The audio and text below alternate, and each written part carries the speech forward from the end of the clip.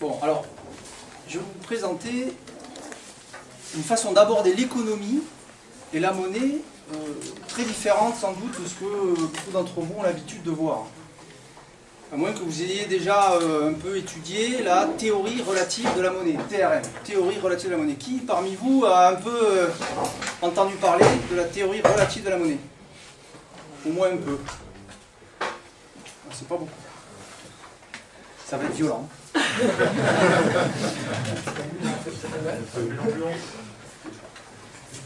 Donc alors pour ça, on va partir de haut et on va arriver sur des exemples très concrets.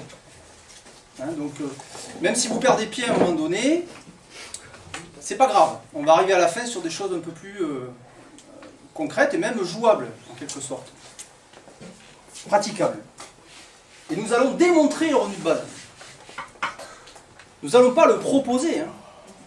On ne va même pas demander l'avis à personne. On va pouvoir l'utiliser tout de suite. À quelques petits instants près. Donc on y va et on parle. La sphère céleste.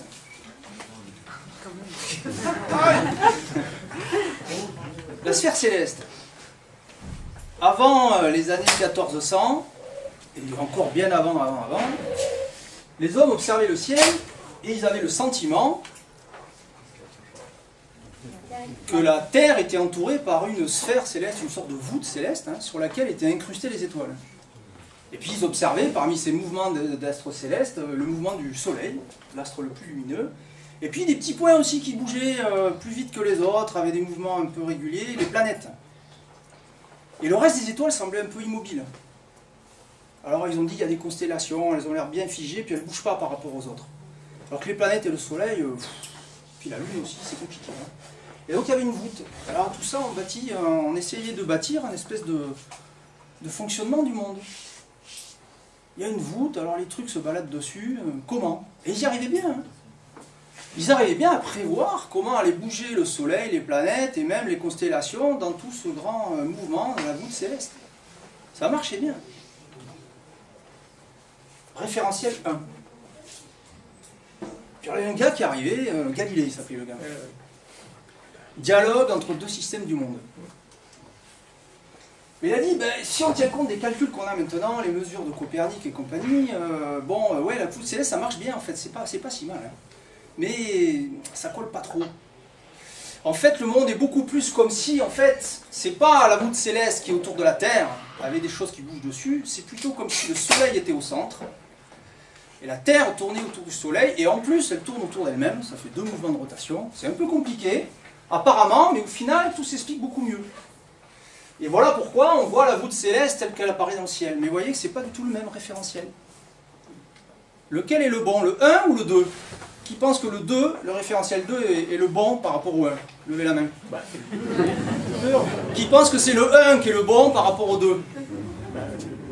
Il n'y en a pas. Qui pense que c'est ni l'un ni l'autre? Ah, c'est pas mal, hein? Bonne salle. Qui pense que c'est aucun des trois? Moi, j'en sais rien. En science, il n'y a pas un bon référentiel et un mauvais. On se fixe un référentiel et par rapport à ces référentiels, on décrit les phénomènes. On peut passer d'un référentiel à l'autre. C'est ce qu'on appelle des lois de transformation. Je suis dans le train, je vois le quai bouger. Si je suis sur le quai, c'est le train qui bouge. Lequel bouge vraiment? Si je n'ai pas défini dans quel référentiel je me place, je ne peux rien dire. Si c'est par rapport au Soleil, j'ai les deux qui bougent. Le train et le quai. C'est pas fini. Référentiel 3. C'est pas du tout ça. Galilée, il n'est pas bon. Eh ouais, c'est plus compliqué que ça. Ça, c'est la Voie lactée. Le truc vert, là, c'est le parcours du Soleil autour de la Voie lactée. Qui sait en combien de temps le Soleil fait le tour de la Voie lactée? 240 millions d'années. Et il oscille en plus. Il passe par le plan de la galaxie, et il remonte au-dessus, il remonte. Alors vous voyez le mouvement de la Terre et du Soleil là-dedans, dans ce référentiel-là, c'est pas du tout un truc simple. Hein. Pas du tout. Alors un truc, hein, il semblerait, quoique c'est à vérifier, mais qu'en fait le temps entre deux sauts, là, ici, c'est ce qu'on appelle la précession des équinoxes. 23 400 ans, ou 25 000 ans, 26 000 ans. Intéressant, hein? Mais ça change toute l'interprétation. Vous croyez qu'il est bon celui-là encore? Ouais, c'est pas fini. Hein. Il y a des multivers. Ouais, aïe, aïe, aïe. L'univers est en expansion.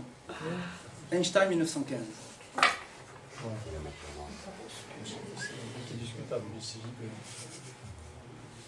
C'est pas fini.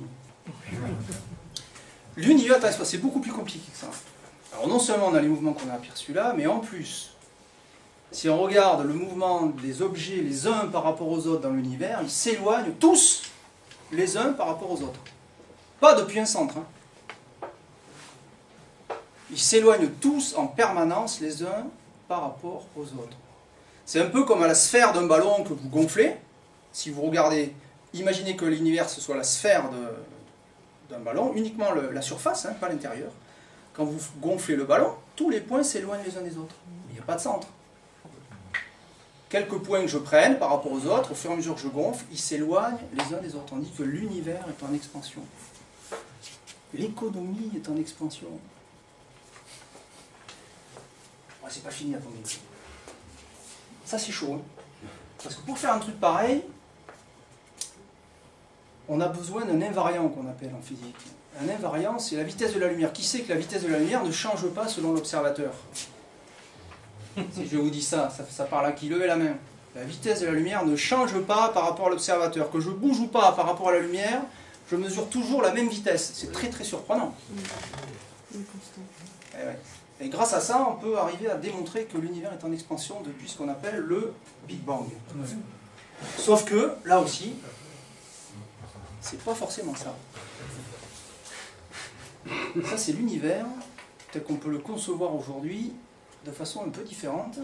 L'univers ne bouge pas, il n'y a pas eu de Big Bang, c'est les objets qui sont dans l'univers qui se transforment. Par exemple, ils sont en contraction. Dire que l'univers est en expansion avec des objets qui ne bougent pas, c'est pareil que de dire dans un autre référentiel, celui-là, que l'univers ne bouge pas, mais que les objets à l'intérieur sont en contraction.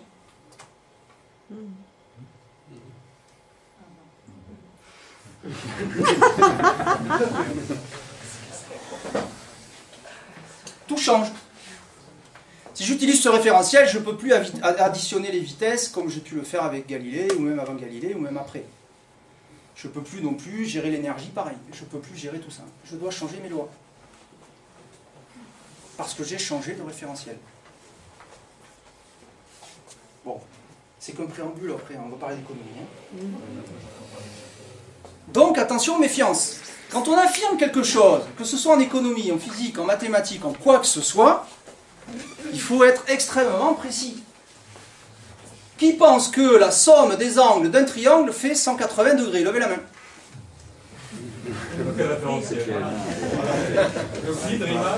Voilà, je vous ai aidé. Et pourtant, beaucoup d'entre vous croient, ou ont cru, ou croient encore, ou ne sont pas encore persuadés que la somme des angles d'un triangle fait 180 degrés.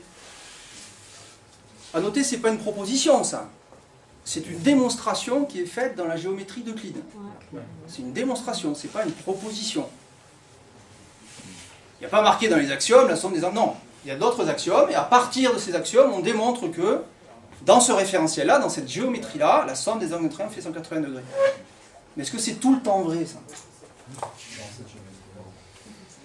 Eh non. Ça dépend de la géométrie que j'utilise. Et oui, il y a d'autres géométries que la géométrie euclidienne. Je peux bâtir une géométrie parfaitement cohérente sur une sphère, la Terre, par exemple. Je peux bâtir une géométrie parfaitement cohérente dans l'univers, c'est ce qu'on a vu tout à l'heure. La relativité générale d'Einstein, c'est un univers qui n'est pas plat. C'est une sorte de truc ondulé. C'est plus compliqué, mais ça explique mieux les phénomènes. En tout cas, les lois qu'on en tire sont plus simples. La somme des angles d'un triangle sur une géométrie, par exemple, sphérique, n'est pas du tout égale en général à 180 degrés. En fait, ça dépend des triangles. mon affirmation n'a pas de sens en géométrie euclidienne. Quelqu'un me dit, ouais, mais alors comment vous faites maintenant pour retrouver l'angle d'un triangle? Si je connais deux angles, je ne peux plus le faire. Mais non, vous ne pouvez plus le faire, non. En tout cas, vous ne pouvez plus le faire comme avec la géométrie euclidienne. En géométrie euclidienne, si je connais deux angles, je peux trouver le troisième. En géométrie sphérique, non. Il faut que je sache exactement de quel triangle je parle. Et dans ce cas-là, si je connais deux angles et que je connais les 3 points, avec des calculs un peu compliqués, je peux trouver le troisième angle. Ben, ce n'est pas le même théorème. Autre géométrie, autre référentiel, nouveau théorème. Et maintenant, parlerons un peu d'économie. Qui a entendu parler du Bitcoin? Pourquoi? Bitcoin. Alors, pour ceux qui ne savent pas, le Bitcoin est une monnaie qui a été créée aux alentours de 2008, 2009, 2007 peut-être un peu, bon, qui est une monnaie entièrement numérique, pas virtuelle. Un virtuel, c'est quelque chose qui n'existe pas. Elle existe bien, elle est numérique, elle s'inscrit sur des comptes, elle s'échange, elle s'est créée, elle se crée encore un peu, plus beaucoup, et elle a déjà une valeur. Le Bitcoin ici en dollars. De 2009 à 2014. En 2009, ça valait presque 0 $. Aujourd'hui, un Bitcoin vaut 600 $. La somme des Bitcoins vaut aujourd'hui 8 milliards de dollars. C'est que des nombres. C'est que des nombres. Comme la monnaie. La monnaie, ce sont que des nombres. Votre compte en banque en euros, c'est uniquement des nombres qu'il y a marqué dessus. Mais parce que ces nombres sont limités et utilisés par les hommes comme valeur économique d'échange, elles prennent une valeur d'échange. S'il arrête de l'adopter, elle ne prend plus de valeur. Le Bitcoin vaut donc 8 milliards de dollars. Pas mal. Sans modifier l'euro, sans attendre que l'euro se modifie, ou que le dollar se modifie, ou que le yuan se modifie, ou que l'euro se modifie. 8 milliards de dollars, c'est pas mal. Monnaie hyper spéculative, hein, regardez. C'est fou ça quand même, de 0 $ passer à 600 comme ça, avec des sauts et des bas. Ben, ça dépend le référentiel. C'est qui est spéculatif? C'est le Bitcoin ou c'est le dollar? Ça c'est le dollar. C'est le Bitcoin, pardon, en dollars. Tout à l'heure c'était le Bitcoin en dollars, là c'est le dollar en Bitcoin. Il faut de moins en moins de Bitcoin pour avoir des dollars. Donc qui est spéculatif? C'est le Bitcoin qui varie en dollars? Ou c'est le dollar qui varie en Bitcoin à votre avis? Lequel des deux est bon? Qui pense que c'est le premier? Qui pense que c'est le second? Qui pense que c'est aucun des deux? Les deux. Eh oui. Si j'utilise le Bitcoin, est-ce que je ne suis pas en mesure de calculer tous les prix de l'économie en Bitcoin? Étant donné qu'il y a un taux de change. Je ne peux pas dire que ma maison vaut tant de Bitcoin, que ma voiture vaut tant de Bitcoin, que mon travail vaut tant de Bitcoin. Est-ce que j'ai volé quelque chose aux euros? Est-ce que j'ai volé quelque chose au dollar? Est-ce que j'ai volé quelque chose à qui que ce soit? J'ai rien volé. Le référentiel reste quand même... Les questions vont venir. Là. Après. Ça va être chaud, je n'ai pas fini. J'ai choisi un référentiel. Alors il se trouve qu'en économie c'est un peu différent qu'en physique. En physique j'ai pas le choix. L'univers il m'est donné. Même si on peut considérer qu'on participe de l'univers, apparemment on ne peut pas faire grand chose pour bouger le mouvement des galaxies. Mais en économie on peut créer des valeurs économiques. Les hommes créent des valeurs économiques qui changent l'économie, qui la bouleversent. Donc c'est pas tout à fait pareil. On peut choisir le référentiel en créant aussi des valeurs économiques, pas uniquement en choisissant une valeur économique existante. On peut créer une valeur économique nouvelle. Le Bitcoin. Qui, il y a 10 ans, pouvait envisager qu'on allait créer une nouvelle monnaie qui s'appelle le Bitcoin. Et choisir d'utiliser ce référentiel. Est-ce que tout le monde utilise le Bitcoin, tiens, en fait? Non. Quelques-uns. Est-ce qu'on est obligé donc que tout le monde soit d'accord pour choisir sa monnaie? Et pour qu'elle ait une valeur économique? Ah non. On n'est pas obligé.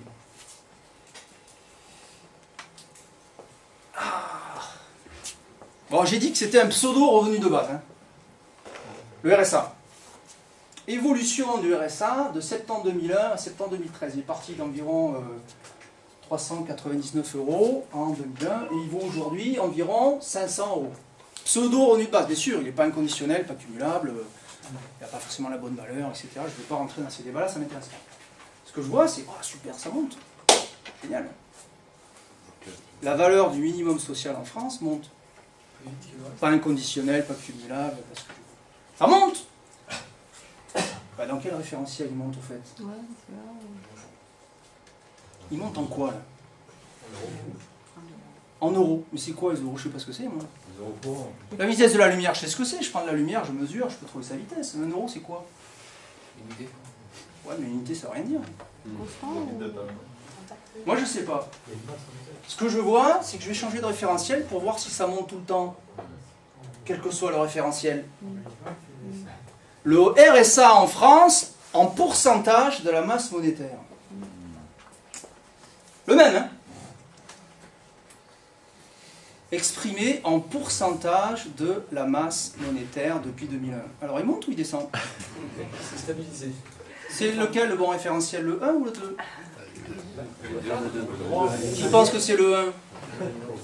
Le RSA monte. Qui pense que c'est le 2, le RSA baisse? Qui pense que c'est ni l'un ni l'autre? Eh oui. Parce qu'entre les deux, entre 2001 et 2014, est-ce que l'ensemble des valeurs économiques sont les mêmes? Vous voulez comparer quoi exactement? Si vous n'avez pas les idées fixes, vous allez partir en vrille, hein? Eh oui. Pas clair, hein? Choisir sa valeur de référence, c'est choisir sa monnaie. Je peux choisir l'or comme valeur de référence. Il y en a qui continuent à compter leur valeur en or. Est-ce qu'ils obligent les autres à le faire? Est-ce que vous êtes obligé à le faire? Non. Mais est-ce qu'ils peuvent le faire? Oui. Ils ne s'en privent pas, d'ailleurs. Ça ne vous oblige pas à accepter les prix qu'ils mettent sur le marché. Si quelqu'un veut vendre ses biens ou ses services un lingot d'or, ça ne veut pas dire qu'il va trouver des clients. C'est pas parce que je fixe un prix, que je sois un individu, une entreprise, une collectivité ou quoi que ce soit, que j'aurai des clients. Est-ce que je peux pour autant, effectivement, choisir de faire ma comptabilité dans la valeur de référence que j'ai choisie? Ben, bien sûr que oui. Je peux compter en lingots d'or, pourquoi pas en maison? Je pourrais calculer, par exemple, en nombre de mètres carrés achetables à Paris. En kilos de blé, en ce que je veux. Ça changera par contre d'une année sur l'autre, en fonction des forces de référence entre les valeurs, avec des valeurs qui changent. Donc là, en choisissant ma valeur de référence, je choisis mon référentiel. Je peux choisir une valeur existante, comme on l'a vu tout à l'heure, je peux choisir une valeur aussi que je crée, par exemple le Bitcoin. Et ceci, je l'appelle ma monnaie. Et si après je chiffre tout dans cette monnaie, que je ne comprends pas pourquoi les astres ne bougent pas comme je voudrais qu'ils bougent, c'est peut-être que mon référentiel, c'est pas le bon. Si tant est que bon veut dire quelque chose.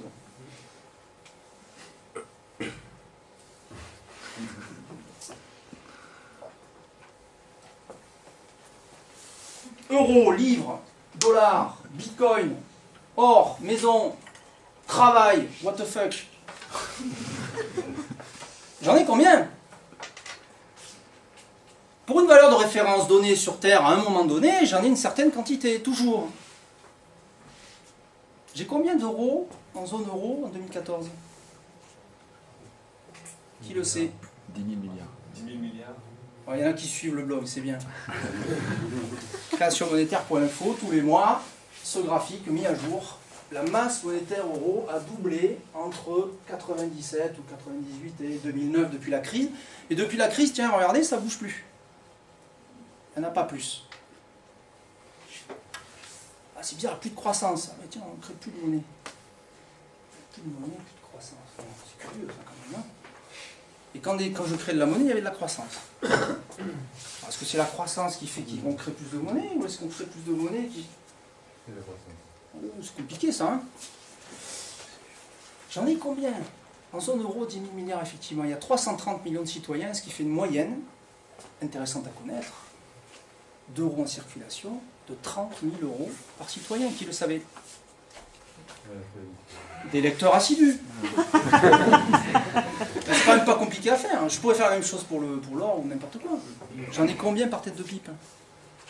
Parce que la population, elle peut bouger, un peu plus de naissance, un peu plus de décès, mais ça bouge pas tous les ans, ça bouge tous les 20 ou 30 ans, c'est très lent. À l'échelle d'une vie humaine, ça bouge, mais lentement. On peut diviser par nombre de citoyens, ça nous donne une bonne idée de est-ce que j'en ai un peu comme les autres ou pas. Le reste, c'est beaucoup de charabia pré-relativiste, je dirais. Quelle création? Comment ça se fait qu'il y a eu de la création de monnaie? À quel moment il y a eu de la... Pourquoi il y a des moments où les hommes décident, ou certains hommes peut-être, peut-être pas tous, décident de créer de la monnaie, et à d'autres moments, il n'y a pas? De quel droit il y a ça? Est-ce que les hommes de 20 ans ont moins de droits qu'ils étaient en 2008 qu'ils sont en 2014? Il y a toujours des hommes de 20 ans en 2014, que je sache. Il y avait des hommes de 20 ans en 2008 aussi. Pourquoi la création de monnaie est différente pour ces hommes-là?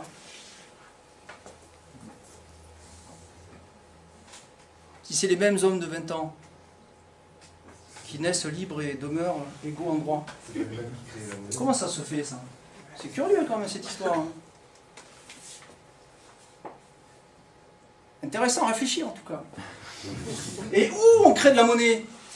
Si on a créé le double de monnaie au Larzac, pendant 20 ans, à votre avis, il va se passer quoi au Larzac? Hein, si je mets un pool de banquiers là, et qui vont créer de la monnaie au Larzac pendant 20 ans, à votre avis, il va se passer quoi? Est-ce que ça va rester un désert? Hein? Il risque de se passer des trucs.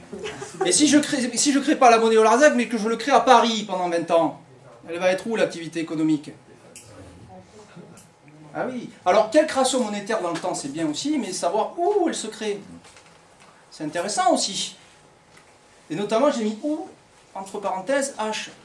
Où, par rapport aux hommes, bien sûr, parce que par rapport à un désert au Sahara, ça m'est égal qu'on crée des euros, qu'on les stocke au Sahara. Par contre, savoir s'il y a des hommes ou pas qui sont capables de l'utiliser, cette monnaie, là où je vais en créer, ça, c'est une autre problématique. Donc, mon espace de réflexion, il tient compte des hommes.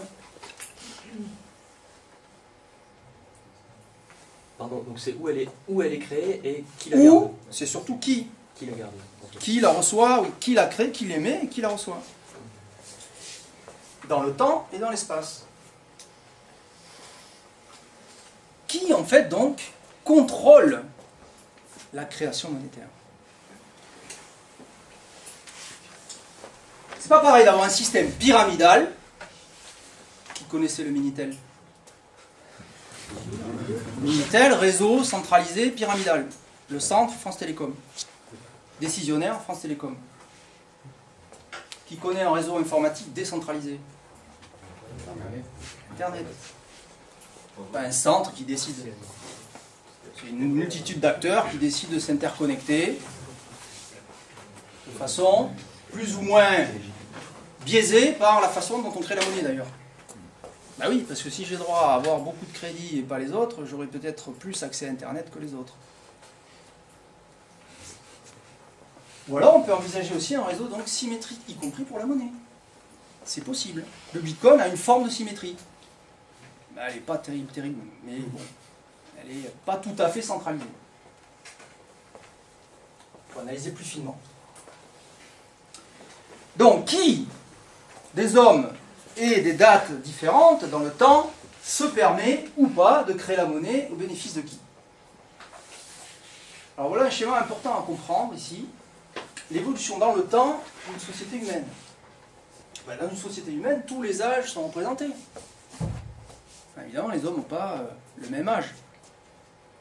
Et puis un homme lui-même, il vit jusqu'à ce qu'il ne vive plus. Pendant une espérance de vie moyenne qui est à peu près connue, hein, c'est environ 80 ans. Si donc des hommes ici décident de créer toute la monnaie ou une grosse part de monnaie ici, et qu'ils ont le droit de créer de la monnaie et qu'ils n'en créent plus après, est-ce que vous pensez que les hommes dans cet espace-là vivent libres et égaux en droit? Si c'est les plus anciens ici qui ont toute la monnaie, parce qu'ils l'ont créée ici à leur bénéfice là, ils vieillissent ici, mais les nouveaux entrants là, où est leur part? Elle a disparu. Elle était cachée au sous-sol. Vous voyez, si on crée de la monnaie dans des endroits spécifiques du temps, eh bien on exclut les générations montantes.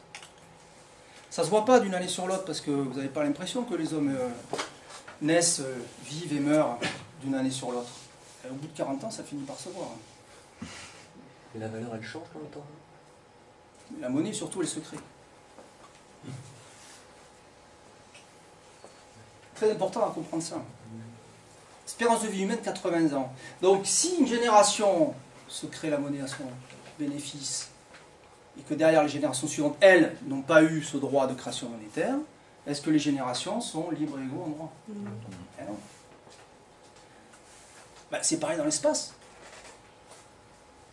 Que ce soit les plus jeunes ou les plus âgés qui se créent de la monnaie à leur avantage, ben, c'est pareil. Peut-être que les autres hommes ne sont pas dans la même situation. Est-ce que la monnaie est véritablement une valeur économique comme les autres? Est-ce que ce n'est pas plutôt la valeur économique qui est commune? Est-ce que ce n'est pas justement le référentiel qui est commun? Est-ce que ce n'est pas justement cette valeur économique qui, parce qu'elle est commune, ou parce qu'elle devrait être commune, pourrait servir effectivement de référentiel de mesure commun? Est-ce que je vais utiliser le bitcoin si j'en ai pas? Est-ce que je devrais utiliser l'euro si j'ai pas eu les mêmes droits de création monétaire que les autres?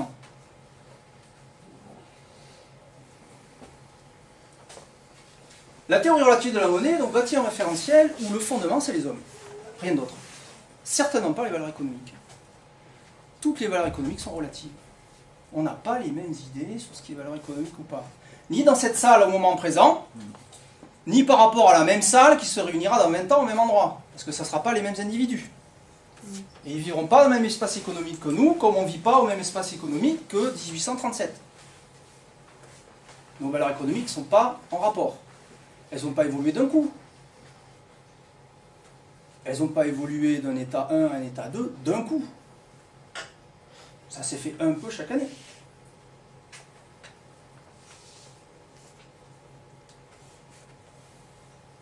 Dans la théorie relative de la monnaie, on arrive à la démonstration donc qu'un référentiel commun de l'économie, donc une mesure commune des biens et des échanges économiques, peut se faire avec une valeur économique commune qu'on va appeler monnaie, qui ne peut se créer aucunement en privilégiant quelque homme que ce soit, ni dans l'espace, ni dans le temps. Est-ce que c'est possible d'avoir une solution à ce problème? Parce que là, j'ai posé un problème. La théorie relative à la monnaie démontre que oui, il existe une solution. Pas deux ni trois. Une seule. C'est forcément une monnaie qui est fondée sur un revenu de base. Et ce n'est pas n'importe quel revenu de base, c'est un revenu de base qui est un pourcentage de la masse monétaire, et ce pourcentage, ce n'est pas n'importe quel pourcentage, il dépend directement de l'espérance de vie. Parce que les hommes vivent 80 ans, ce pourcentage, il est autour de 10% par an. Si les hommes vivaient 160 ans, il serait environ de la moitié, 5%. Si les hommes vivaient moins vieux, il serait plus fort. Vous avez remarqué que ce qu'on appelait les pays du tiers-monde avaient en général ce qu'on appelait une forte inflation. Leur espérance de vie, elle était plus grande ou plus petite que la nôtre? Elle était plus petite. Si l'espérance de vie est petite, les générations se succèdent vite. Donc si on veut que la monnaie existe dans la zone économique, qu'elle ne soit pas concentrée quelque part, donc n'ayant pas de rôle effectif, il faut qu'elle se crée à un rythme plus vite. Donc c'est 10% annuel. C'est pas exactement 10%, c'est pas un chiffre exact. C'est tout ce qui est intéressant, c'est le rapport à l'espérance de vie. On va y venir. Juste après.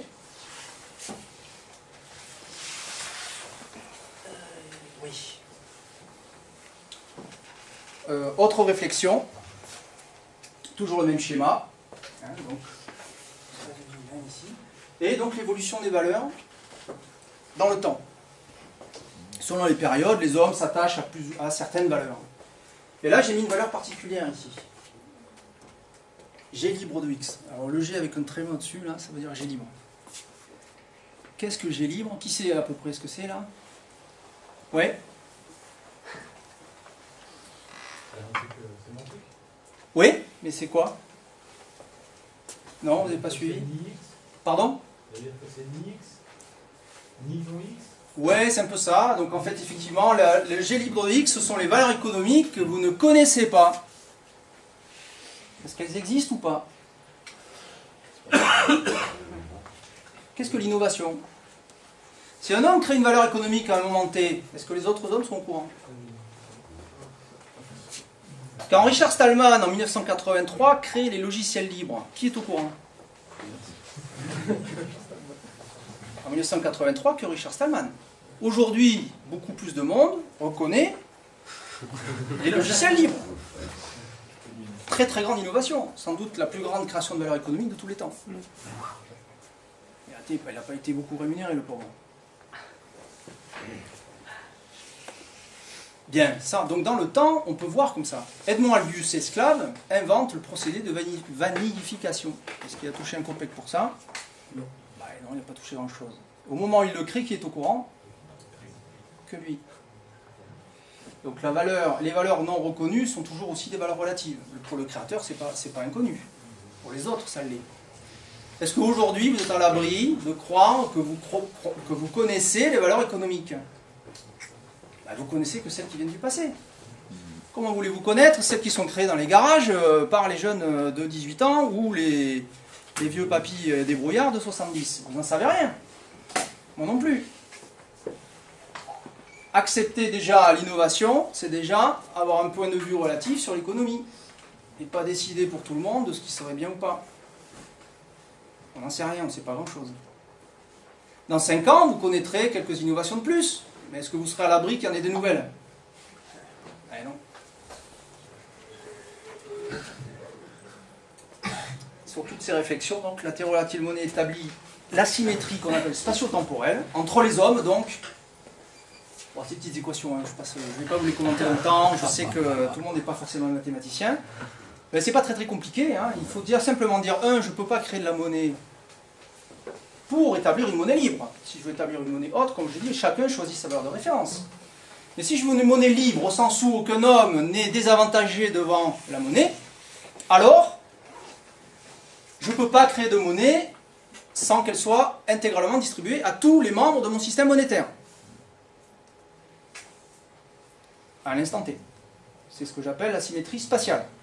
Quand le temps est figé, on voit que l'espace, symétrie spatiale.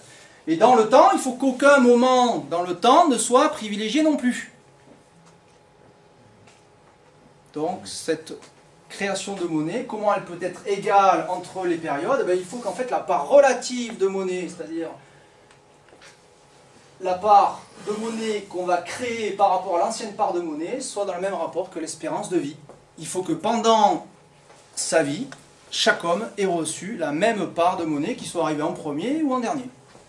Les derniers seront comme les premiers. Ça vous rappelle un truc, ça? DU de T, le dividende universel, est égal environ donc, à quelque chose qui doit être égal à log de l'espérance de vie sur 2 divisé par l'espérance de vie sur 2. L'espérance de vie étant de 80 ans, ça fait log de 40 sur 40. Et on obtient très exactement 9,22%. On peut être un peu moins, un peu plus. C'est pas très très grave, ça ne fait pas de grande différence. Mais ça vous donne un ordre de grandeur. C'est environ 10% par an. Et c'est pas 10%, c'est log de la demi-espérance de vie sur la demi-espérance de vie. Pourquoi la demi-espérance de vie? Parce que c'est le centre de la vie. C'est la symétrie entre les anciens et les nouveaux.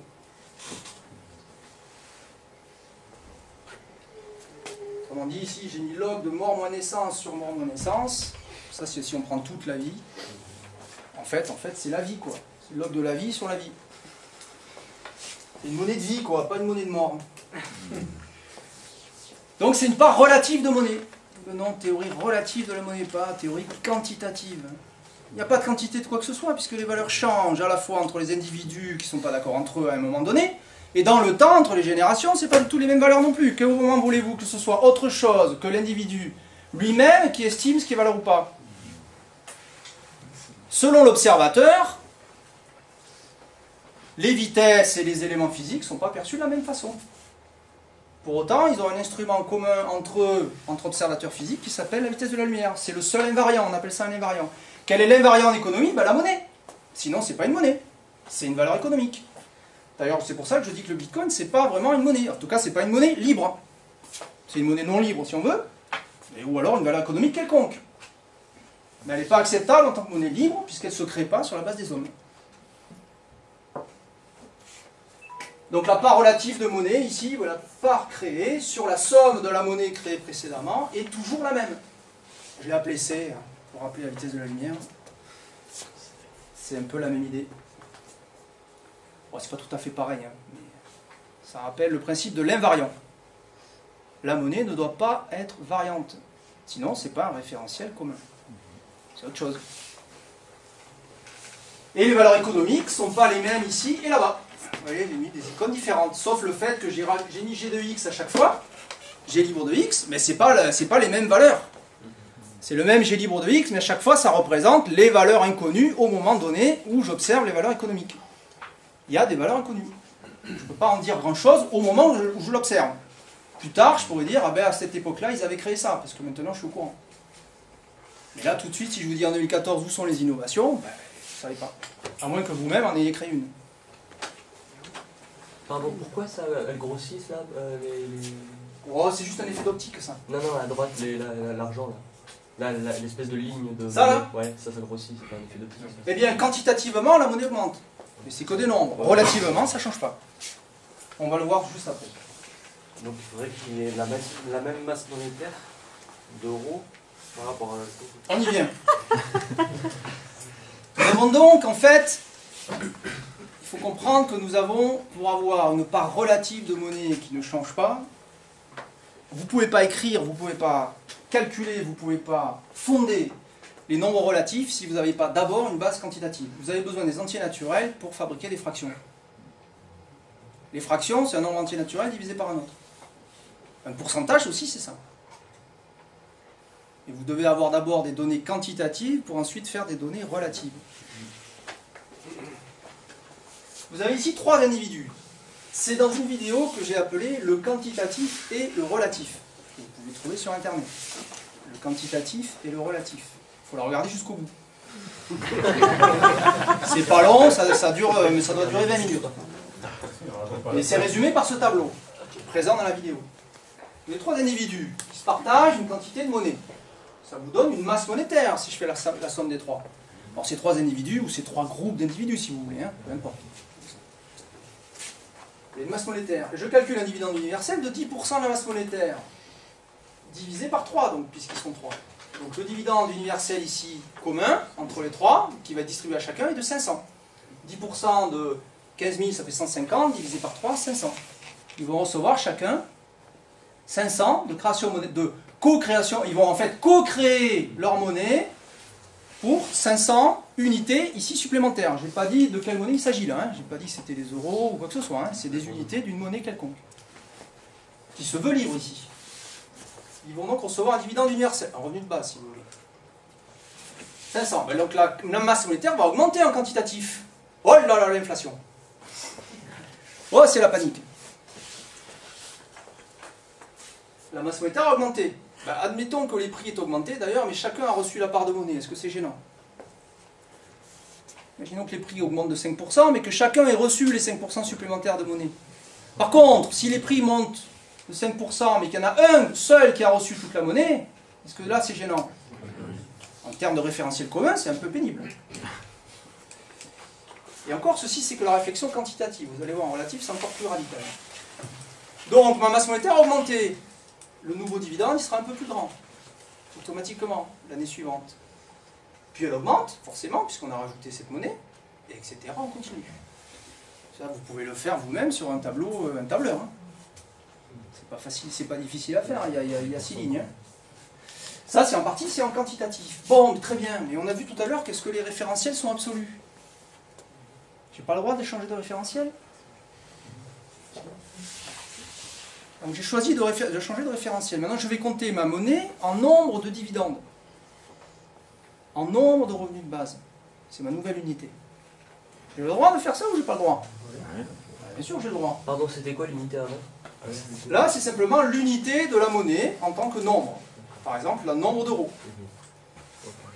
Et là, je passe en nombre de dividendes, ou en nombre de revenus de base. C'est équivalent, hein, c'est la même chose. Bah, je divise les comptes par le dividende actualisé. Ici, c'est 500. Je divise 2000 par 500. J'ai combien de DU de dividendes sur ce compte? 2000 divisé par 500, 4. 5000 divisé par 500, 10. 8000 divisé par 500, 16. J'ai 3 comptes. L'un contient 4 dividendes, l'autre 10 dividendes, et enfin le troisième, 16 dividendes. J'ai changé d'unité, j'ai changé de référentiel, j'ai changé la façon que j'ai de projeter ma monnaie. On y est? La masse monétaire en nombre de dividendes, 30. Et regardez qu'est-ce qui se passe l'année suivante, elle devient quoi la masse monétaire? Elle reste à 30. Est-ce que donc je crée de la monnaie? Qui pense que je crée de la monnaie là? Qui pense que je ne crée pas de monnaie? Il y en a qui ne pensent rien. Qui pense que c'est ni l'un ni l'autre? Bah, c'est ni l'un ni l'autre, ça dépend du référentiel dans lequel je suis. Maintenant on voit bien que si je raisonne par contre en relatif, il n'y a ni création ni destruction de monnaie. Comment voulez-vous qu'il y ait de l'inflation?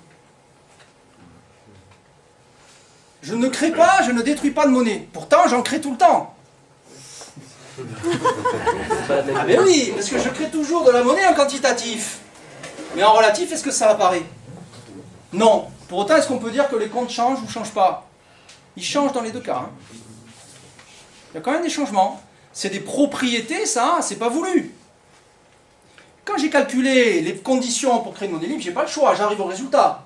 Après, quand j'étudie les propriétés de cette monnaie, je constate qu'elle a certaines propriétés qui sont particulières. Ceux qui ont moins reçoivent un peu plus, ceux qui ont plus se retrouvent avec un peu moins.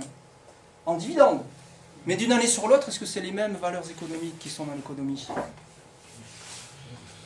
ça dépend de ce qu'ils auront fourni ou pas comme création de valeur, ces hommes-là. Donc on n'en sait rien. Sans compter le G libre de X, les valeurs qu'on ne connaît pas, qu'ils auront créées. Donc est-ce qu'on peut comparer véritablement les pouvoirs d'achat entre 2 années en termes de valeur économique? Non, on ne peut pas. Ça reste une approximation locale tout à fait discutable. Ce n'est pas une valeur correcte d'analyser les phénomènes. Il est très important, pour comprendre le principe d'une monnaie libre, où le revenu de base ne se finance pas, mais est le fondement même de la monnaie, il est très important de savoir raisonner à la fois en quantitatif et en relatif. C'est facile, vous pouvez le faire dès aujourd'hui. Vous pourriez le faire, par exemple, en euros, en France, on pourrait compter en nombre de RSA. Vous pourriez tout compter en nombre de RSA, vous changerez beaucoup l'analyse des phénomènes en faisant ça. Une voiture, ça ne coûte pas 10 000 euros, ça vaut 20 RSA. Une maison, ça ne vaut pas 500 000 euros, ça vaut 1000 RSA. Alors en plus, si vous l'appelez revenu de base, c'est encore mieux. Vous faites la promotion du revenu de base. Alors ceux qui ne l'ont pas, ils vont dire, mais attendez, c'est quoi ce revenu de base là? Vous me dites, c'est 1000 revenus de base, la maison, comment je fais pour en avoir un revenu de base? Déjà, vous êtes obligé de lui donner la réponse. Ça serait un moyen de faire de la promotion tout à fait extraordinaire, non? Beaucoup plus radical qu'autre chose. Mais on peut faire encore mieux. Mais ça serait déjà pas mal. Hein. Ah oui, tiens, à noter, hein, vu que le dividende vaut 10% de la masse monétaire divisé par 3, forcément la masse monétaire vaut 3 divisé par 10% dividende, c'est-à-dire 30. Hein. C'est facile hein, d'écrire. Normalement, un élève de 5e sait faire ça. Hein. Moi, je l'ai fait faire à mes élèves, ils savent. Hein. Ils n'ont pas compris de quoi ça traitait, mais ça veut le faire. Donc, à noter que donc l'évolution des hommes ici dans le temps et aussi l'évolution des valeurs dans le temps. Alors là, donc du coup, je vous ai rajouté ici les valeurs qu'on ne connaît pas, qu'il ne faut pas négliger. Elles peuvent être importantes, pas importantes, on n'en sait rien, c'est un point de vue relatif. S'il y a des hommes qui estiment que ce qu'ils créent c'est plus important que tout le reste, ça les regarde. Par contre, ça ne s'impose pas aux autres, non plus. Les valeurs sont dans un certain état à une certaine époque, et puis dans un état, qu'est-ce qui sera dans le futur? Qui peut le prédire? Donc les décisions que l'on fait aujourd'hui, notamment concernant la monnaie, sans tenir compte du fait qu'on n'a aucune idée de ce que les nouvelles générations vont faire, c'est pas très sérieux. Peut-être qu'on se prive énormément d'améliorations dans tous les domaines, parce que les hommes sont privés de monnaie tout simplement. La monnaie est un outil essentiel des échanges économiques. On va en parler juste après, avec une application pratique directe, très facile à faire et amusante. Donc, est-ce qu'on peut avoir maintenant le RDB tout de suite, maintenant, quoi, sans attendre 107 ans qu'une élection un jour décide qu'un président qui a trop bu dise « Allez, on le fait !» Ben, bien sûr qu'on peut. On l'a vu parce qu'on a vu le Bitcoin. Bon, c'est un peu technique le Bitcoin, je ne vous le cache pas, hein. C'est l'informatique à haut niveau, donc il ne suffit pas de dire on va le faire. Ça demande des gens de haut niveau de l'informatique pour arriver à faire ce genre de truc. Je vous ai classé ici les monnaies des moins libres aux plus libres. Donc évidemment, les monnaies à réserve fractionnaire ne sont pas libres du tout. L'État vous endette malgré vous. Il s'endette et après vous demande de payer. Les banquiers, bien sûr, prennent leur part au passage en plus.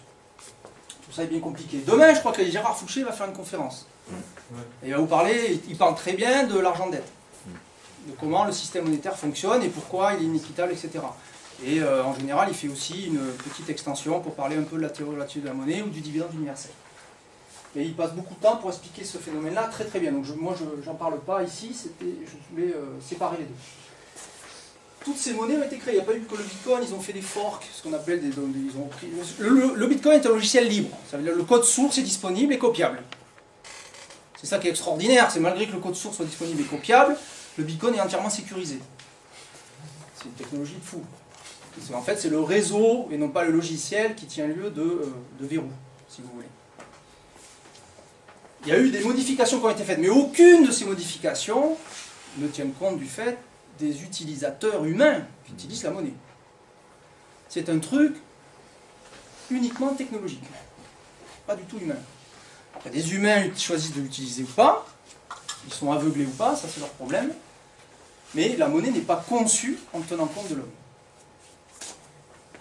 Cyclos, c'est un système de gestion de monnaie utilisé par les CEL, système d'échange locaux, qui permet éventuellement de créer une monnaie libre. Mais on peut créer toutes sortes de types de codes de monnaie avec. Des monnaies libres, des monnaies pas libres, des monnaies à crédit, des monnaies pas à crédit, on peut faire un peu ce qu'on veut. Mais c'est centralisé. Donc centralisé, les CRS débarquent, qui saisissent le serveur, terminé. C'est pas terrible. Monnaie M, centralisé aussi, mais plus intéressant peut-être que Cyclos en termes de monnaie libre, c'était créé par un développeur français, Mérom. Il a voulu aider à la compréhension de la nature de monnaie libre en développant tout de suite une monnaie utilisable. Il y a déjà environ 500 utilisateurs qui l'utilisent et qui ont échangé des biens quelconques, un peu de type Le Bon Coin, voyez-vous, hein, pour échanger des livres ou des choses comme ça. Et ils ont utilisé cette monnaie. Elle a pris de la valeur. Aujourd'hui, j'avais calculé, là, il y a quelques mois, qu'elle valait déjà environ 15 000 €. Bon, c'est petit, hein, bien sûr, mais bon. Il a démontré qu'on pouvait faire une monnaie libre et qu'elle pouvait prendre de la valeur assez vite. Le fait qu'il soit centralisé fait que la reconnaissance des individus se fait depuis un centre, etc. C'est pas très pratique. Et alors là, la grosse machine, le truc optimal, le projet OpenUDC et Ucoin. Alors Ucoin, c'est un fork du premier, donc une copie du premier avec des petites modifications pour faire quelque chose d'un peu différent parce que chaque développeur a sa façon de voir les choses. C'est une monnaie décentralisée, pareil que le Bitcoin, mais avec un gros étage en plus, puisqu'on va reconnaître les individus. C'est technique. Je ne vais pas en parler là, il faut une conférence complète au moins pour en balayer les détails, voire même plusieurs jours pour vraiment aller au fond. Les individus se reconnaissent de façon décentralisée. Ça n'empêche pas une très grande confiance. Je vous le dis, je ne vais pas entrer dans les détails. Ce sont des projets qui ont démarré il y a très peu de temps en termes de développement informatique, puisqu'on parle de 2-3 ans, pas plus. 3 ans pour mettre au point les concepts pour OpenUDC. Ucoin a démarré il y a à peine 1 an. Par contre, très très vite. Le développeur est très rapide. En plus, il a très très bien compris tout un tas de concepts. Bon, il a bénéficié du travail d'OpenUDC aussi. Et peut-être que ça sera d'autres projets de monnaie libre qui vont émerger derrière. C'est en cours. Si vous n'êtes pas informaticien, vous ne pouvez pas vraiment participer à ça. Si ce n'est en parler, essayer de comprendre un peu comment ça marche, c'est un truc d'informaticien. Mais regardez le Bitcoin, c'est un truc d'informaticien. Ça vaut 8 milliards $. Ça ne veut pas dire que si c'est un truc d'informaticien au départ, que ça sera un truc d'informaticien à utiliser. Tout le monde aujourd'hui utilise un ordinateur, enfin beaucoup d'entre vous. Vous n'êtes pas tous électroniciens ou informaticiens. Donc à la fin, bien sûr, la monnaie est facilement utilisable. Voilà. Donc je ne rentrerai pas dans les détails techniques, je vous dis juste que c'est en cours. Ça peut très bien être fini dans 3 mois. Ou dans 3 ans. Et ça dépend aussi du nombre d'informaticiens qui participent. Un peu de prospective. On a parlé tout à l'heure de la masse monétaire par tête de pipe. Si on calcule la masse monétaire dollar aujourd'hui, c'est difficile parce que la Banque centrale ne publie plus trop les statistiques. Mais il y a des sites qui font des statistiques, des shadow statistiques, hein, des statistiques de l'ombre, et qui comptent le nombre de dollars en circulation, qu'on peut diviser par le nombre de citoyens américains, et on peut comparer par le nombre d'euros en circulation par citoyen. Alors vous voyez, j'ai mis 60 000 ici. Tout à l'heure, je vous ai parlé de 30 000 euros par citoyen. Vous vous rappelez? Et ça, c'est la partie émergée de l'iceberg. Parce qu'il y a la partie sous l'eau. Qu'est-ce que la partie sous l'eau de la monnaie dette? Bah, c'est la dette. Un titre de dette, il vaut autant d'euros qu'il y a marqué dessus, quoi. Quand l'État s'endette, il donne un bon du trésor à une banque. Ce bon du trésor, il vaut 10 000 euros. La banque crédite l'État de 10 000 euros. Je parle de l'État parce que c'est le plus gros créateur de monnaie. Hein. C'est lui qui en crée le plus. À l'aide des banques. Hein. Banque et État. L'État donne des bons du trésor à la banque donne des euros à l'État. Le bon du trésor, elle fait quoi la banque? Elle peut le garder pendant que l'État rembourse. Et il s'éteint. À la fin, il est rendu.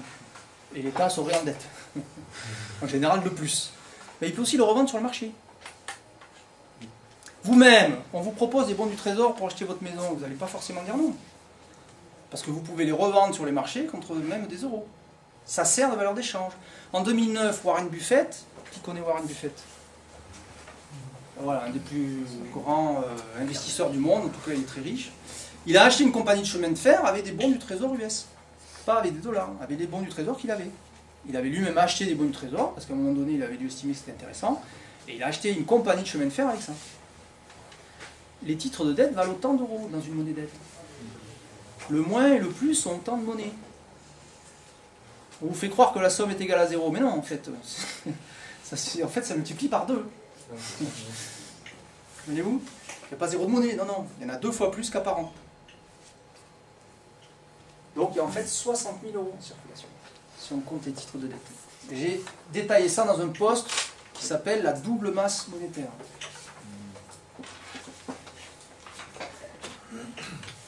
Si on fait ce rapport entre la masse monétaire US et la masse euro, on tombe sur 1,33 $ par euro. Quel est le taux de change des dollars en euros? Hasard ou pas? 1,34. Curieux, hein? Sur le Bitcoin maintenant, une petite prospective. On ne connaît pas le nombre d'utilisateurs de Bitcoin puisque ce n'est pas fondé sur l'homme.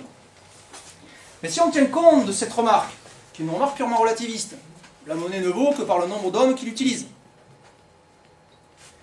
Et je compare le taux de change connu, hein, je peux le vérifier, sur les plateformes d'échange du Bitcoin, par rapport à la masse de dollars par citoyen et la masse de Bitcoin que je connais, mais je ne connais pas le nombre d'utilisateurs du Bitcoin. J'ai une équation avec combien d'inconnus? Une seule. Est-ce que je peux trouver l'inconnu? Il doit emmener environ 97 500 utilisateurs, 100 000 utilisateurs. Pas plus. Alors, c'est peut-être 50 000, c'est peut-être 200 000, hein, mais ça vous donne un ordre de grandeur. Ils ne sont pas 10 millions, quoi. Sinon, leur monnaie vaudrait plus. D'accord? C'est un ordre de grandeur. Hein. Maintenant, si 250 000 signataires d'une initiative citoyenne européenne choisissaient d'adopter une monnaie libre et qu'on fasse le même calcul, leur masse monétaire vaudrait l'équivalent aujourd'hui de environ 15 milliards d'euros. C'est bien intéressant. Est-ce qu'ils auraient à attendre de financer un revenu de base ou est-ce qu'ils ne pourraient pas tout de suite utiliser un revenu de base du coup?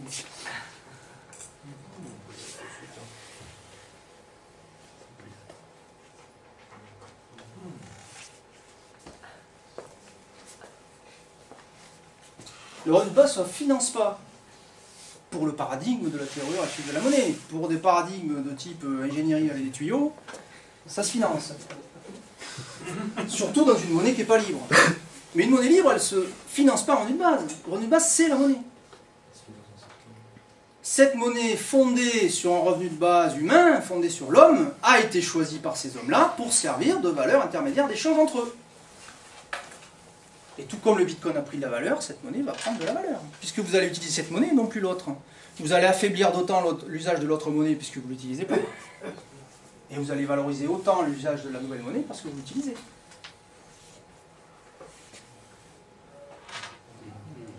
Donc pour la TRM, il faut être précis, attention. Hein. Je vous ai dit tout à l'heure, méfiez-vous des référentiels. Mais pour la TRM, la notion de financement en revenu de base est parfaitement incohérente.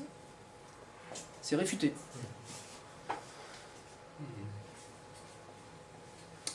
Pour une théorie avec des tuyaux, la TRM, c'est un truc qui sort du chapeau. Mais il n'explique pas pourquoi le Bitcoin vaut 8 milliards de dollars, par contre. Moi, j'explique. Donc, des hommes qui choisissent une monnaie libre financent eux-mêmes. C'est les hommes qui financent l'économie, pas l'inverse. C'est vous, les acteurs de l'économie. C'est pas l'économie qui vous dit quoi faire.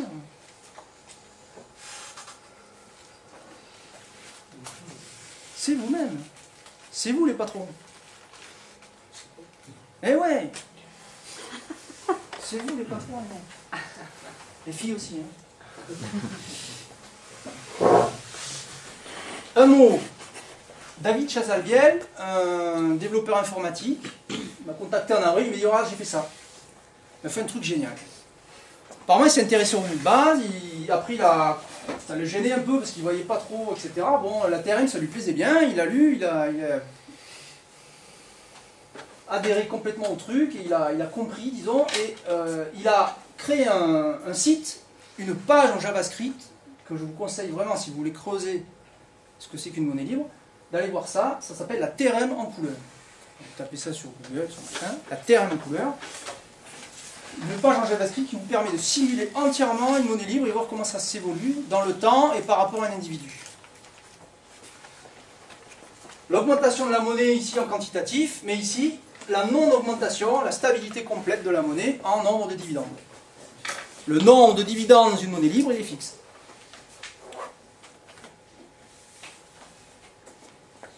Et comment un individu arrive rapidement, en touchant son dividende, à la moyenne ici. Il peut aller plus vite si évidemment il fait des échanges économiques. C'est quoi un individu ici qui part de là et arrive à la moyenne? C'est un nouveau-né qui atteint 20, 30 ans, 40 ans.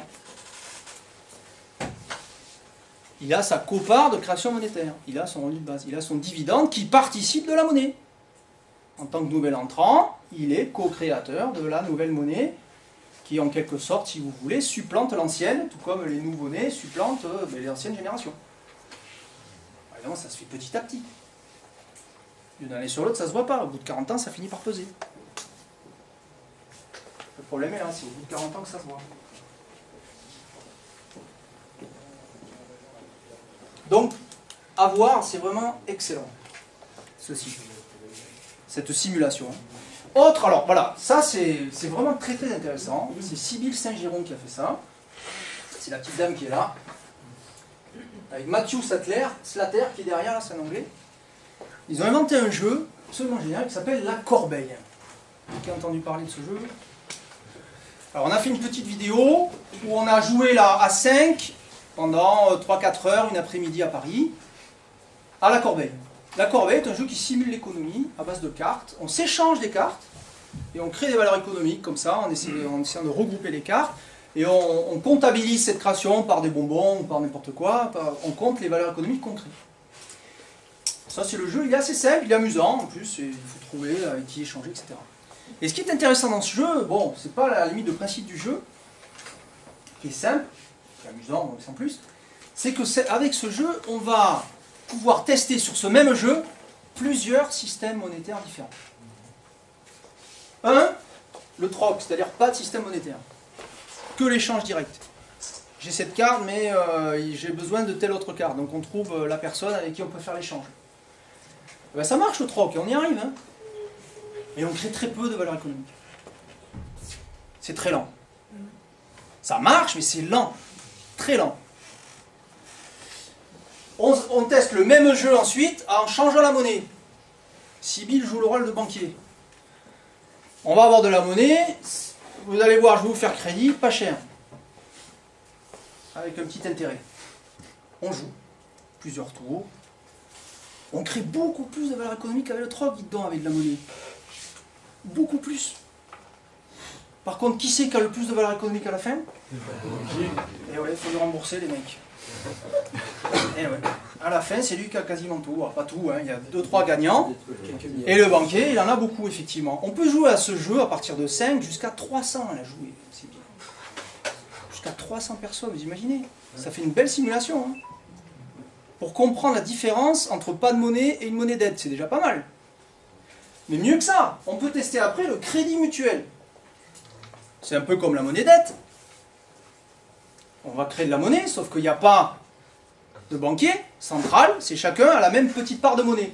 Ça accélère beaucoup plus d'échanges qu'avec le troc, parce qu'on a la monnaie instrument commun qui permet d'échanger des cartes.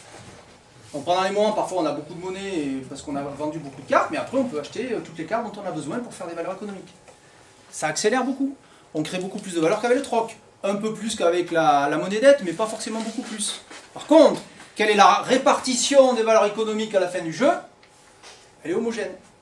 Ça ne veut pas dire égale, mais homogène. C'est-à-dire qu'il n'y a pas de centre particulier où il y en aurait beaucoup plus qu'ailleurs. Il y en a qu'on en peu, il y en a qu'on en beaucoup, il y en a pas mal qu'on a la moyenne, mais voilà. Il y a des disparités, mais ça reste acceptable. Et il n'y a pas d'endroit où c'est asséché en quelque sorte. Et puis enfin, on a testé avec le dividende, parce que le problème des 3 premières simulations, c'est ce qu'on avait vu avec Sybille. Alors je vais l'inviter sur un podcast Monnaie Libre. Je ne sais pas qui connaît le podcast Monnaie Libre. Donc vous pouvez, il y a un podcast audio où Sybille est venue.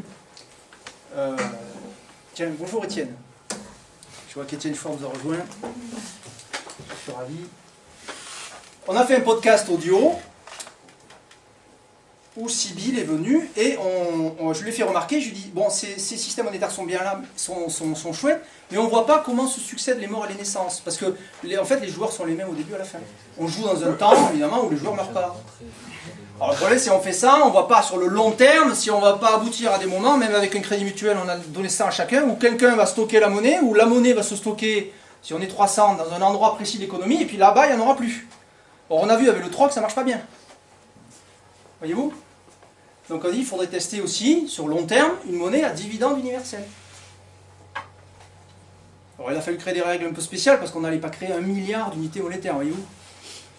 Donc on a trouvé un système pour jouer avec des cartes limitées, pas de problème, hein, j'ai fait un peu de maths, et après ça a été très simple, les règles sont simples au final.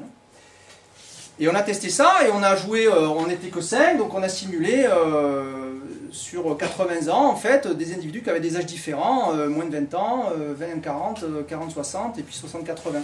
Et à chaque fin de tour, quelqu'un mourait, enfin le plus âgé meurt, et il renaît, en quelque sorte, hein, si vous voulez, et les autres gagnent en âge, vous voyez? Et chaque tour, donc quelqu'un meurt, sort du jeu, et quelqu'un re-rentre. Avec le dividende, on n'a aucun assèchement monétaire nulle part, on n'a eu aucune crise monétaire dans notre économie pendant 80 ans. Et on pourrait jouer comme ça 160 ans et plus. Bon, la fatigue des joueurs pourrait jouer. Bon, avec les morts et les naissances, normalement, les nouveau-nés ne jouent pas sur la fatigue. Ils ne reçoivent pas la fatigue de leurs prédécesseurs. Hein. Ils arrivent tout neufs. Hein. Mais voilà, donc ça marche bien, on n'a pas vécu une seule crise. Il n'y a eu aucun assèchement monétaire, il n'y a eu aucune concentration de valeur à la fin. On a fait même une... On a été très précis, hein, c'est-à-dire qu'on a mesuré à la fin, y compris les valeurs économiques créées par chacun, et puis on a montré les cartes types, etc. Et tout ça est homogène. Pardon, comment vous créez des valeurs dans ce jeu, par exemple? Je te conseille de regarder la vidéo. Vous voyez pas la différence. Ah ben ouais, mais je vais pas... Il faudrait y passer du temps, etc. Alors justement, il y a d'autres vidéos conférences sur la théorie relative à la monnaie si vous voulez approfondir, parce que là on a vu qu'un aspect, il y a beaucoup de choses à dire, mais évidemment je ne peux pas tout dire en 1 heure, même 1h30, c'est impossible. Je vous donne les dernières vidéos sans doute les plus abouties que j'ai faites, les dernières conférences. Donc définition du monnaie libre en 2013, l'Ubuntu parti. Donc Ubuntu c'est le système qui fait tourner d'ailleurs la présentation qui est là, hein, qui est un système informatique libre. Le quantitatif et le relatif, je vous ai dit c'est très important. Il ne suffit pas de regarder la vidéo, prenez un tableur et faites-le vous-même.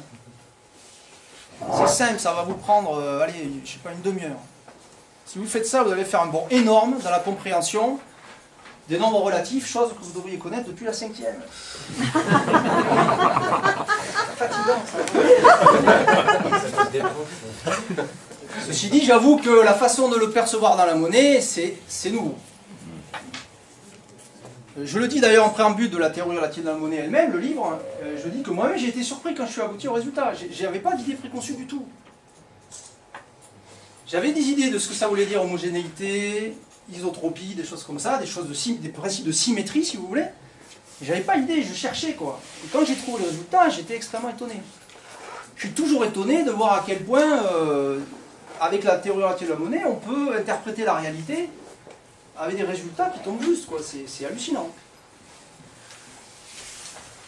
Je vous assure que c'est pas, c'est pas un complot. Hein. Alors, à Bruxelles, bon, bien que c'est en anglais, ça a été fait en français. Hein, donc c'est Free Softwares et Free Money. Donc là, c'est un parallèle entre les logiciels libres justement et la monnaie. Je vous ai parlé du Bitcoin tout à l'heure, c'est un logiciel libre. OpenUDC Yukon, c'est le logiciel libre. C'est très important que le logiciel soit libre. Un des grands défauts du système monétaire tel qu'il est bâti aujourd'hui, c'est que en fait, c'est comme si c'était un logiciel privateur, non libre. Vous ne savez pas qui crée la monnaie, comment, pourquoi, au bénéfice de qui, etc. De toute façon, c'est sûr, c'est pas pour vous. La monnaie, elle n'est pas à dividende universel.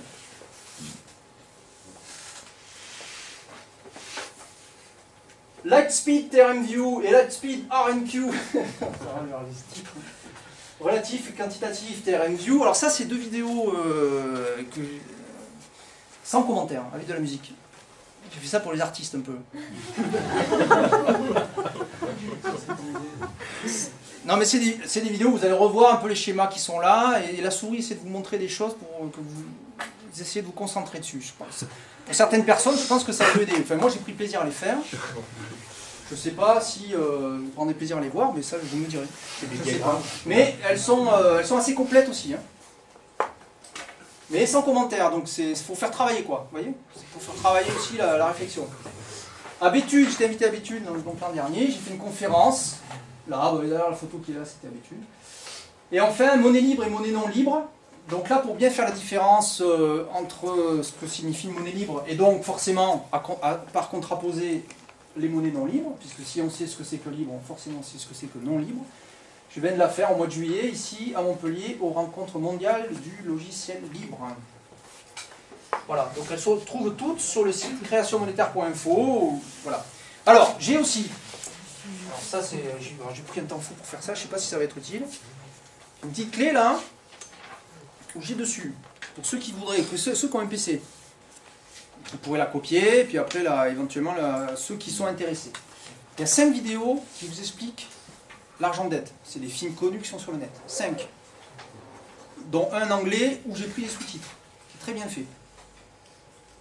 Voilà. Ces 5 vidéos sont parfaitement bien faites. Vous comprenez l'iniquité des systèmes monétaires, mais alors de A à Z. Et selon 5 angles différents, à la fin, vous avez bien compris. Hein. Je vous ai mis 8 textes en PDF. L'ATRM complet en PDF. La méthode rapide de réalisation d'une monnaie libre, pour ceux qui voudraient en réaliser une très très vite. La méthode est extrêmement rapide. Pas à lire, hein. À appliquer. Le jeu La Corbeille avec les règles. Et des textes aussi sur G-Libre. Donc des textes sur les G-valeurs, le G-travail et ce genre de choses. Qu'est-ce que sont les G-valeurs et les G-travail? Ben, c'est justement les valeurs et le travail que vous ne pouvez pas connaître. Ce qui réfute toutes les notions de valeur de référence. En relativité, il n'y a pas d'autre valeur de référence que la monnaie. C'est la seule valeur commune. Tout autre point de vue est un point de vue non relatif. Autrement dit, on dirait en physique, c'est un point de vue newtonien, et pas einsteinien. C'est vous qui voyez. 5 podcasts de monnaie libre que je vous ai mis. Alors évidemment, ils sont tous sur le net, hein, vous pouvez aussi les avoir, mais là, ils sont sur la clé. Un sur qui parle de la théorie relative de la monnaie, un sur OpenUDC, donc un sur Yukon avec les fondateurs de ces logiciels. C'est pas moi le fondateur. Le fondateur d'OpenUDC, c'est Gibar, Jean-Jacques Brucker. Le fondateur de Yukon, c'est Cédric Moreau. Si vous voulez en savoir plus, si vous êtes informaticien, allez pas les importuner si vous n'êtes pas informaticien. Mais si vous voulez les aider, ou si vous voulez participer ou en savoir plus que vous êtes informaticien, il faut les contacter eux. Bon, je peux en parler moi aussi, mais bon, on n'est pas tout seul. C'est eux les fondateurs sur tous ces projets-là, c'est eux les mieux placés pour en parler. Je suis contributeur, moi. Comme d'autres. Il y a d'autres contributeurs. Il y a Janer Kandan, il y a Inso, il y a tout un tas de gens. Mais les fondateurs, c'est eux qu'il faut contacter en priorité. L'informatique, c'est une chose, la théorie, c'est une chose, et l'informatique, c'en est une autre. Et évidemment, Yolande Bresson. Podcast aussi avec Yolande Bresson. qui, je le regrette, devait être là aujourd'hui, d'ailleurs, il n'est pas là.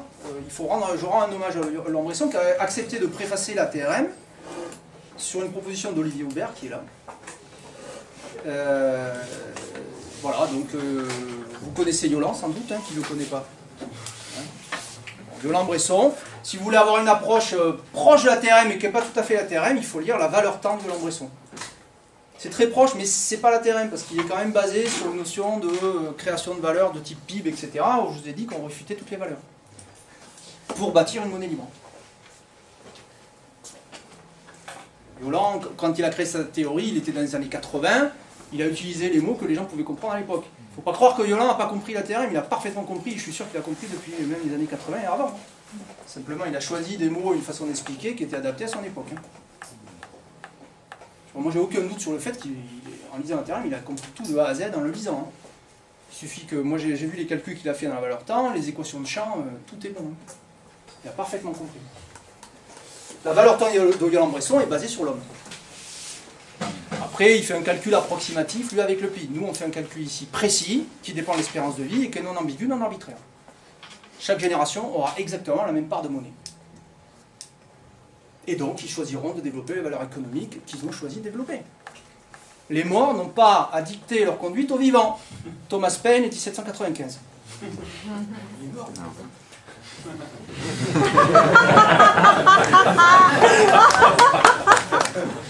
Excellente remarque. Donc, les 8 vidéos de conférence de la théorie relative de la monnaie complète. La simulation est aussi sur la clé de JavaScript, de la TRM en couleur dont je vous ai parlé. Et puis la présentation qu'on vient de faire ici aussi se retrouve sur cette clé. Vous voyez, tout y est, tout est dedans. Fin. Pour plus d'informations, si vous voulez creuser la question, créationmonétaire.info. Le livre il existe aussi en format papier. Je n'en fais pas la promotion, je ne cherche pas à le vendre. Simplement, je vais le proposer en format papier pour ceux qui veulent encore utiliser un format papier, comme notre ami Étienne Chouard qui ne peut pas s'en passer. Mais ce n'est pas une absolue nécessité. Voilà. Ça existe en PDF, vous pouvez le télécharger. Voilà. Ah oui, il est sous licence libre. La théorie relative de la monnaie est sous licence libre. Par principe, je crois qu'il serait incohérent, quoique c'est tentant, mais c'est pas une bonne idée, mais il serait incohérent, justement, de parler d'une monnaie libre en essayant d'en faire un business. En fait, ça, j'essaierai d'obtenir quoi? De la monnaie non libre telle que l'euro? Enfin, c'est pas sérieux. Bon, pour la monnaie libre, donc, il vaut mieux pas. Après, pour le reste, on fait avec ce qu'on a. Mais pas pour la monnaie libre. Donc, créationmonétaire.info, qui est sous licence libre aussi, CC BY SA, ça veut dire que, vous connaissez les licences libres? Creative Commons BY SA, c'est-à-dire vous citez simplement le site et vous gardez la même licence. Pour citer un texte, le reprendre, etc. Il n'y a pas de copyright. C'est pas un copyright privateur, c'est un copyright permissif. Vous avez le droit de, explicitement. Voilà, et des images de OpenClipArt pour leur faire un peu de promo et de Wikimedia. Voilà, c'est fini. Bravo.